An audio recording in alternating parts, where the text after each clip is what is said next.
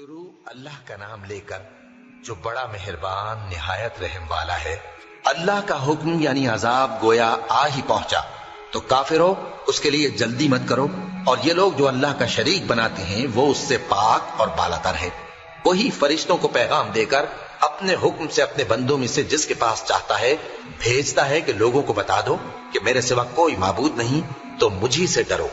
اسی نے آسمانوں اور زمین کو حکمت سے پیدا کیا، اس کی ذات ان کافروں کے شرک سے بلند و برتر ہے۔ اسی نے انسان کو نطفے سے بنایا مگر وہ کھلم کھلا جھگڑالو بن گیا، اور مویشیوں کو بھی اسی نے پیدا کیا، ان میں تمہارے لیے سردی سے بچاؤ اور بہت سے دوسرے فائدے ہیں، اور ان میں سے بعض کو تم کھاتے بھی ہو، اور جب شام کو انہیں جنگل سے لاتے ہو اور جب صبح کو جنگل چرانے لے جاتے ہو تو ان سے تمہاری عزت و شان کا اظہار ہوتا ہے۔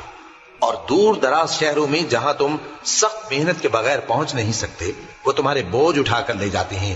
کچھ شک نہیں کہ تمہارا پروردگار نہایت شفقت والا ہے، مہربان ہے۔ اور اسی نے گھوڑے اور خچر اور گدھے پیدا کیے تاکہ تم ان پر سوار ہو، اور وہ تمہارے لیے رونق و زینت بھی ہیں، اور وہ اور چیزیں بھی پیدا کرتا ہے جن کی تم کو خبر نہیں۔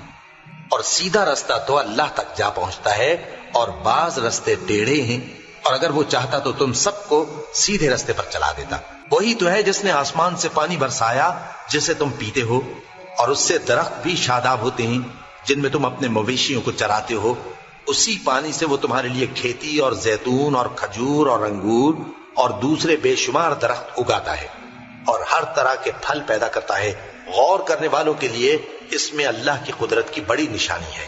اور اسی نے تمہارے لیے رات اور دن اور سورج اور چاند کو کام میں لگایا، اور اسی کے حکم سے ستارے بھی کام میں لگے ہوئے ہیں۔ سمجھنے والوں کے لیے اس میں بہت سی نشانیاں ہیں۔ اور جو طرح طرح کے رنگوں کی چیزیں اس نے زمین میں پیدا کی سب تمہارے زیر فرمان کر دی۔ نصیحت حاصل کرنے والوں کے لیے اس میں نشانی ہے۔ اور وہی تو ہے جس نے سمندر کو تمہارے اختیار میں کیا تاکہ اس میں سے تازہ گوشت نکال کر کھاؤ، اور اس سے زیور موتی وغیرہ نکالو جسے تم پہنتے ہو۔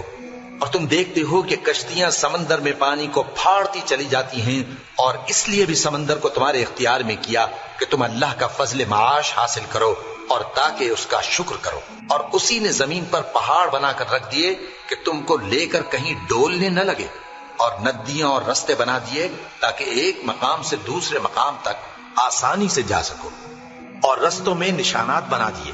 اور لوگ ستاروں سے بھی رستے معلوم کرتے ہیں۔ تو جو اتنی مخلوقات پیدا کرے کیا وہ اس مخلوق جیسا ہو سکتا ہے جو کچھ بھی پیدا نہ کر سکے؟ تو پھر تم غور کیوں نہیں کرتے؟ اور اگر تم اللہ کی نعمتوں کو شمار کرنا چاہو تو گن نہ سکو۔ بے شک اللہ بخشنے والا ہے، مہربان ہے۔ اور جو کچھ تم چھپاتے اور جو کچھ ظاہر کرتے ہو سب سے اللہ واقف ہے۔ اور جن لوگوں کو یہ اللہ کے سوا پکارتے ہیں وہ کوئی چیز بھی تو نہیں بنا سکتے بلکہ وہ خود بنائے جاتے ہیں۔ وہ تو مردہ ہیں بے جان، ان کو تو یہ بھی معلوم نہیں کہ اٹھائے کب جائیں گے۔